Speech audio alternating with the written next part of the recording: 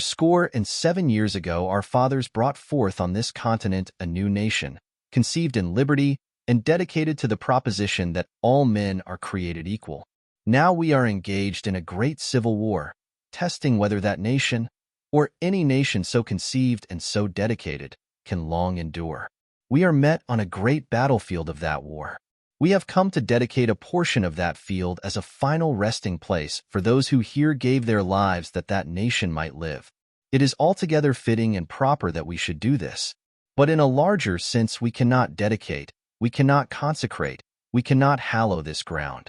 The brave men, living and dead, who struggled here have consecrated it, far above our poor power to add or detract.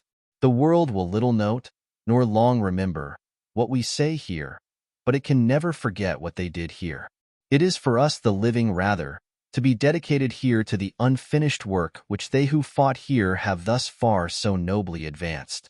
It is rather for us to be here dedicated to the great task remaining before us, that from these honored dead we take increased devotion to that cause for which they gave the last full measure of devotion, that we here highly resolve that these dead shall not have died in vain, that this nation, under God, shall have a new birth of freedom, and that government of the people, by the people, for the people, shall not perish from the earth.